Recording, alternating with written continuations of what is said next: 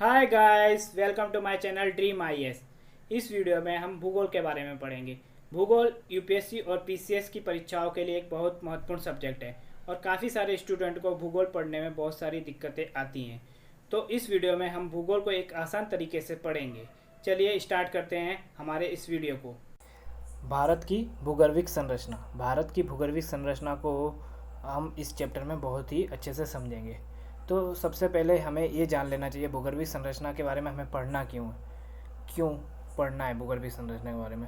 तो भूगर्भिक संरचना से हमें बहुत सारी बातें पता चलती हैं, जैसे कि चट्टानों के प्रकार कैसे हैं और उसका ढलान कैसा है, और वहाँ पर जो मृदा पाई जाती है उसके बारे में, उसके भौतिक एवं रासायनिक गुणधर्म के बारे में हमें पता चलता है, और खनिजों की जो उपलब्धता है यानी किस क्षेत्र में कैसी खनिज प्राप्त होगी ये भी हमें उस चीज़ से पता चलता है, और वहाँ पर ज़मीन कैसी होगी, वहाँ के जल संसाधन कैसे होंगे, इसके बारे में भी हमें पता चलता है। किससे? भूगर्भिक संरचना के बारे में जानकर। किसी भी क्षेत्र विशेष में रहने वाले लोगों के सामाजिक आर्थिक विकास पर इन सभी संसाधनों का प्रत्यक्ष प्रभाव पड़ता है। भूगर्भिक रूप से देखें तो भारतीय उपमहाद्वीप यह गोंडवाना लैंड का भाग है, जो दक्षिणी महाद्वीप का भाग है। चलिए अब जानते हैं ये गोंडवाना लैंड कहाँ से आया और ये क्या है। गोंडवाना लैंड को समझने के लिए हमें पृथ्वी का भूवैज्ञानिक अध्ययन करना पड़ेगा। तो पृथ्वी के भूवैज्ञानिक अध्ययन में हम जानेंगे पृथ्वी के भूवैज्ञानिक इतिहास को अजोइक, पेलियोजोइक, सेनोजोइक और नियोजोइक इन 5 महाकल्पों में बांटा गया है। अब जो अजोइक महाकल्प है यह सर्वाधिक प्राचीन महाकल्प है। इसमें पृथ्वी पर किसी भी तरह का जीवन नहीं पाया जाता था। जो महाद्वीप और महासागरों का निर्माण हुआ है वह क्या प्री कैम्ब्रियन युग में हुआ है। पृथ्वी की भूगर्भिक संरचना को जानने के लिए हमें महाद्वीपीय विस्थापन सिद्धांत को जानना होगा, उसे समझना होगा। तो महाद्वीपीय विस्थापन सिद्धांत क्या कहता है? महाद्वीपीय विस्थापन सिद्धांत में जब पृथ्वी का जन्म हुआ था उस टाइम पर एक महाद्वीप वृहद महाखंड था जिसे क्या कहा जाता था? पैंजिया कहा जाता था। और इस वृहद महाखंड के चारों तरफ का भाग जो था उसे पैंथालसा कहा जाता था। अजोइक काल में पैंजिया का निर्माण हुआ और कार्बोनिफेरस युग में पैंजिया का विघटन हुआ। जब इसका विघटन हुआ तो 2 महाखंडों में ये विभाजित हुआ। एक उत्तरी महाखंड को हमने लॉरेशिया कहा और दक्षिणी महाखंड को हमने क्या कहा? गोंडवाना लैंड।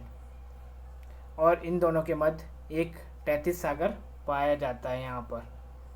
उसके बाद जब जुरेसिक युग आया, जुरेसिक युग में क्या हुआ? ये जो गोंडवाना लैंड था, गोंडवाना लैंड, इसका विभाजन शुरू हुआ। इसका विभाजन क्या हुआ? इसके विभाजन से हमें क्या क्या मिला?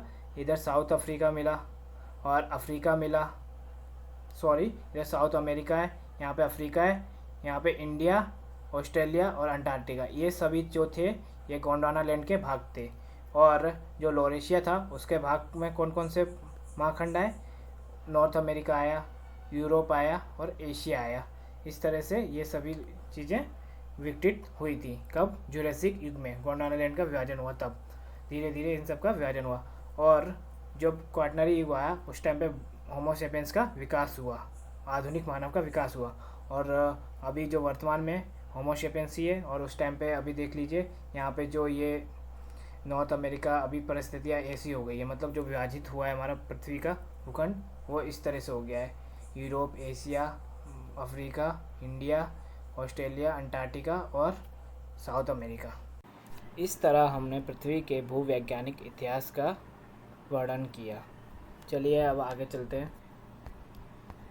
आगे अब हम भारत की भूगर्भिक संरचना के बारे में जानेंगे। जैसा कि हमने पृथ्वी के भूगर्भिक संरचना के बारे में जाना, अब हम भारत की भूगर्भिक संरचना को पढ़ेंगे। तो जो प्री कैम्ब्रियन काल था उस काल में भारत में 4 संरचनाएं पाई गई थी। कौन कौन सी जो 4 संरचनाएं थी? एक था आर्कियन संरचना, दूसरी धारवाड़ संरचना, तीसरी कुड़प्पा संरचना, चौथी विंध्यन संरचना। इन 4 संरचनाओं में प्री कैम्ब्रियन काल में हमें देखने को मिलती हैं भारत में। अब आर्कियन संरचना के बारे में हम जाने तो जो आर्कियन शब्द है, आर्कियन होता क्या है? इसके बारे में हम जानते हैं। आर्कियन संरचना का विकास कैसे हुआ? आर्कियन संरचना का विकास कैसे हुआ? सर्वप्रथम गर्म गलित पदार्थों के शीतलीकरण के द्वारा आर्कियन संरचना का विकास हुआ। जो गर्म गलित पदार्थ होते हैं, अब ये गर्म गलित पदार्थ कौन से होते हैं? जैसे कि लावा से मैग्मा का रूपांतरण होता है। तो जो ग्रेनाइट और नीस चट्टान से निर्मित प्राचीनतम संरचना है। आर्कियन संरचना जिसमें जीवाश्म नहीं पाए जाते, और जिस संरचना में जीवाश्म नहीं पाए जाते वहाँ पर लाइफ तो संभव है ही नहीं। और जो आर्कियन संरचना है वहाँ पर क्या क्रिस्टलों की बहुत सारी भरमार है, तो इसमें जो क्रिस्टल है बहुत सारे पाए जाते हैं। जो ग्रेनाइट और नीस से निर्मित संरचना है। आर्कियन युग की चट्टानों में जीवाश्म नहीं पाए जाते। जब जीवाश्म नहीं पाए जाते तो वहाँ पर लाइफ संभव है ही नहीं। जो आर्कियन युग की जो चट्टानें हैं वो क्रिस्टली फॉर्म में पाई जाती हैं, यानी ज़्यादातर जो चट्टानें हैं वो किस फॉर्म में पाई जाती है? क्रिस्टली फॉर्म में। और जो आर्कियन युग की चट्टानों का वितरण देखें तो आर्कियन युग की चट्टानें हमें कहाँ पर पाई जाएंगी? अरावली पर्वतीय क्षेत्र यहाँ पर, ठीक है। उसके बाद कुड़प्पा यहाँ पर, और धारवाड़ कर्नाटक में, और कुड़प्पा आंध्र प्रदेश में यहाँ पर भी पाई जाती है। उसके बाद आपको ये विंध्यन रेंज में भी पाई जाएगी। उसके बाद आपको ये मेघालय के पठार में भी पाई जाएगी। तो इस तरह आर्कियन संरचना का वितरण इन सभी क्षेत्रों में हमें देखने को मिलता है। भारतीय प्रायद्वीप के लगभग 2/3 क्षेत्र पर हमें कौन सी आर्कियन संरचना देखने को मिलती है। और इस आर्कियन संरचना में हमें कौन कौन से धात्विक अधात्विक खनिज तत्व देखने को मिलते हैं? जैसे लोहा हुआ, अब्रक हुआ, डोलोमाइट हुआ, सोना, चांदी, इस तरह की हमें धात्विक और अधात्विक खनिज संसाधन भी यहाँ पर देखने को मिलते हैं। प्री कैम्ब्रियन काल में ही अरावली पहाड़ियों का निर्माण मोरदार पर्वत के रूप में हुआ। यह विश्व की सबसे प्राचीनतम वलित पर्वतों में से एक है। अब धारवाड़ संरचना के बारे में हम पढ़ते हैं। धारवाड़ संरचना, इसका जो समय काल है लगभग 2500 मिलियन वर्ष पूर्व से लेकर 1800 मिलियन वर्ष पूर्व तक है। तो यह जो धारवाड़ संरचना है ये क्या रूपांतरण संरचना है? रूपांतरण किनका हुआ था? जो आर्कियन संरचनाएं थी, है ना। आर्कियन संरचना में भौतिक और रासायनिक परिवर्तन और अपरदन के द्वारा जो प्राप्त अवसाद थे, हमें जो अवसाद प्राप्त हुए उनके निक्षेपण से हमें कौन सी धारवाड़ संरचना प्राप्त होती है, ठीक है। तो धारवाड़ संरचना, यह जो संरचना है ये सबसे प्राचीन अवसादी चट्टानें हैं, यानी अवसादी चट्टानीकृत संरचना है। और इनका जो निर्माण है वो आग्नेय निक्षेप शिस्ट और नाइस से हुआ है। भारत में धारवाड़ संरचना का सबसे पहले अध्ययन प्रोफेसर DN वारिस ने किया था। जो कहाँ पर किया था? कर्नाटक के धारवाड़ जिले में किया था। इसलिए इस संरचना का नाम क्या दिया गया? धारवाड़ संरचना दिया गया है। ये चट्टानें मुख्यतः 3 क्षेत्रों में पाई जाती हैं। कर्नाटक के धारवाड़ में, छोटा नागपुर के पठार में, अरावली पर्वतीय। अब ये कर्नाटक का धारवाड़ तो यहाँ पर तो मैक्सिमम पाई जाती है।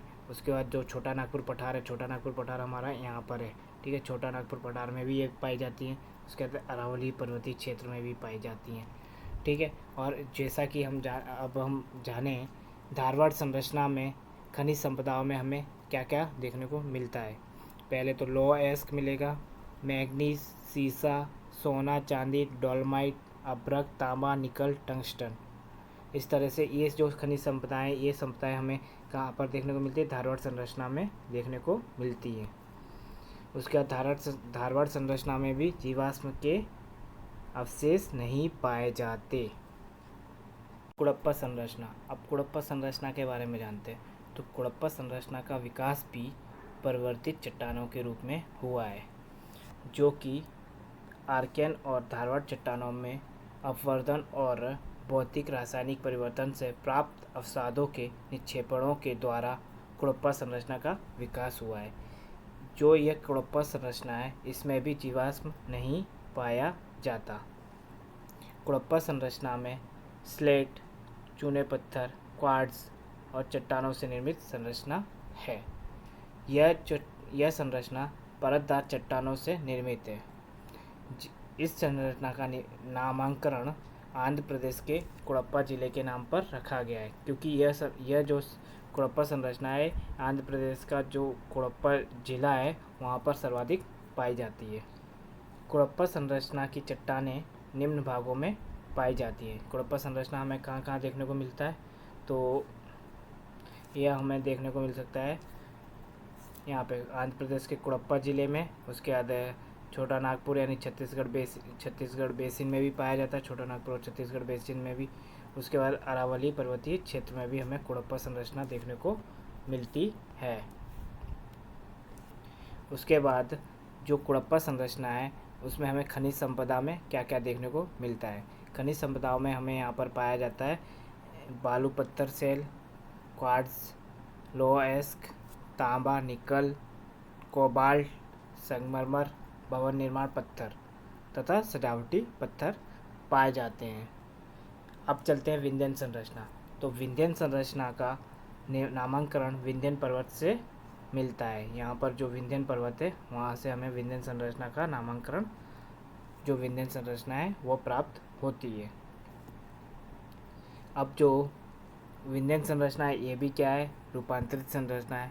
विंध्यन संरचना में किस संरचना का रूपांतरण हो, जो कुड़प्पा संरचना थी हमारी, कुड़प्पा संरचना के अवसादीकरण एवं निक्षेपण से जो संरचना हमें प्राप्त हुई उसे क्या कहा गया, विंध्यन संरचना कहा गया। यह संरचना गंगा के मैदान और दक्कन के पठार के बीच एक जल विभाजक रेखा के रूप में काम करती है। जो यह विंध्यन संरचना है गंगा के मैदान और दक्कन के पठार के बीच एक जल विभाजक रेखा के रूप में काम करती है। विंध्यन संरचना राजस्थान के चित्तौड़गढ़ से लेकर बिहार के सासाराम तक फैली है, यानी राजस्थान के चित्तौड़गढ़ से लेकर बिहार के सासाराम तक फैली हुई है विंध्यन संरचना।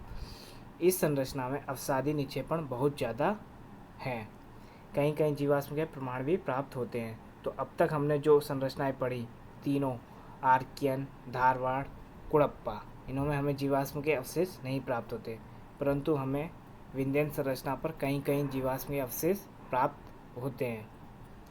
कई क्षेत्रों में यह चट्टानें दक्कन लावा के नीचे दबी हुई पाई गई हैं।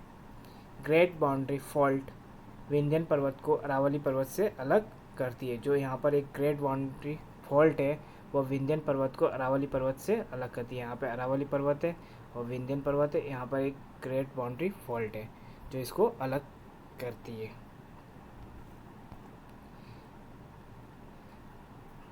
खनिज संपदाओं में अगर हम देखें विंध्यन पर्वत में कौन कौन सी खनिज संपदाएं हमें प्राप्त होती हैं,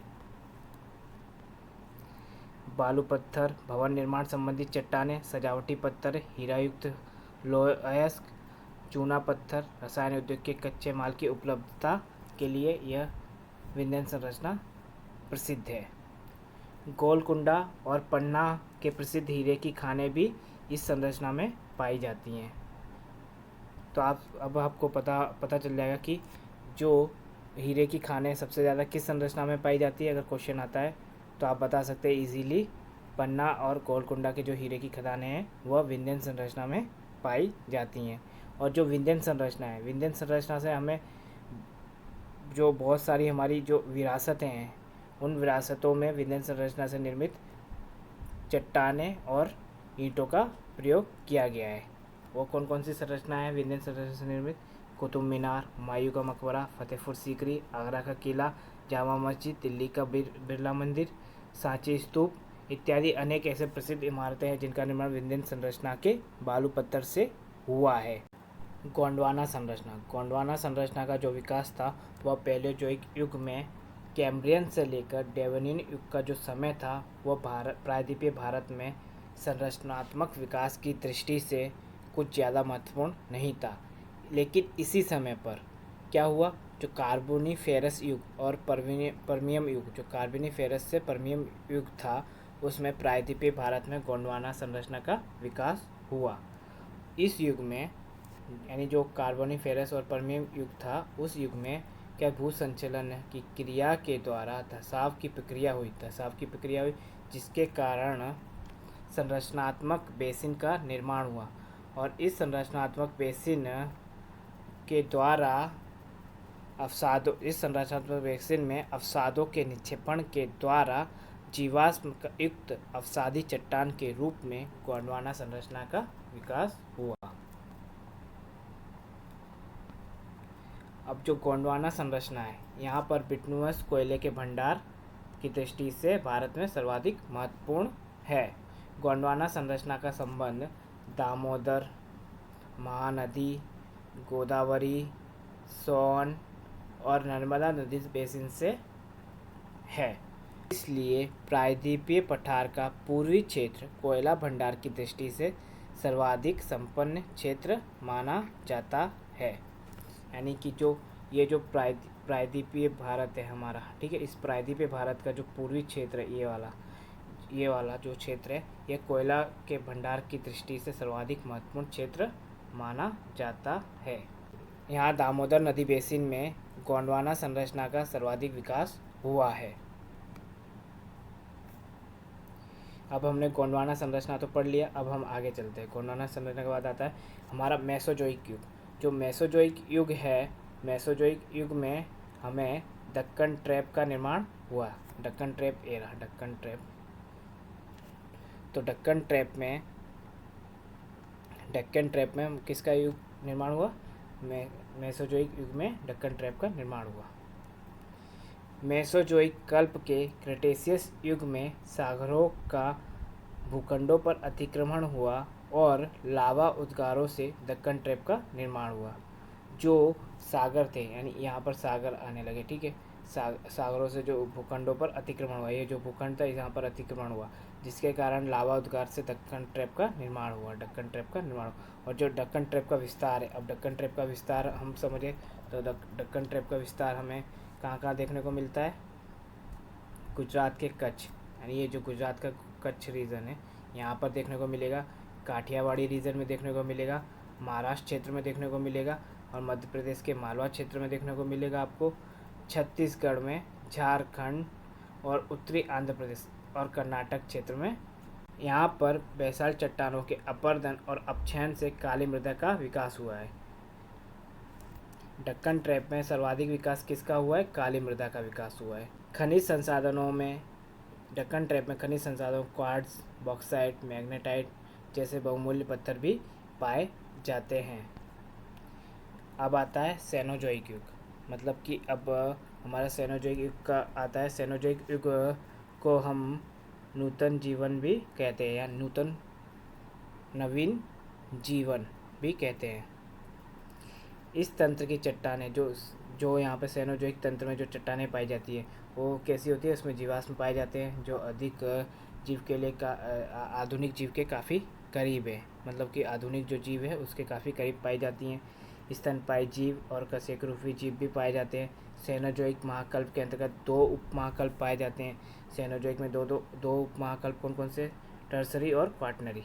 अब टर्सरी युग, जो टर्सरी युग है, टर्सरी युग में यानी तृतीय काल, प्रारंभ में भारतीय प्लेट और यूरेशियाई प्लेट की टक्कर से उत्पन्न संपीड़न बल के द्वारा वलन की प्रक्रिया से हिमालय पर्वत की उत्पत्ति हुई। भारतीय प्लेट और यूरेशियन प्लेट की जो टक्कर हुई, जिसके कारण क्या हुआ? संपीड़न बल उत्पन्न हुआ। यहाँ पर संपीड़न बल उत्पन्न हुआ। इस संपीड़न बल के द्वारा वलन की प्रक्रिया हुई। वलन की प्रक्रिया से कारण क्या हुआ? हिमालय की उत्पत्ति हुई। सबसे पहले प्लायोसीन और इयोसीन के काल में 33 सागर का संकुचन होता है, जिससे ITSZ का निर्माण होता है। ITSZ क्या होता है? Indus Tsangpo suture zone. उसके बाद हिमालय पर्वत के उत्थान के 3 चरण माने गए। प्रथम चरण में क्या होता है? प्रथम चरण में हमें ओलिगोसीन काल में वलन की प्रक्रिया होती है, जिससे वृहद हिमालय की उत्पत्ति होती है। जबकि ओलिगोसीन के अंत में हमें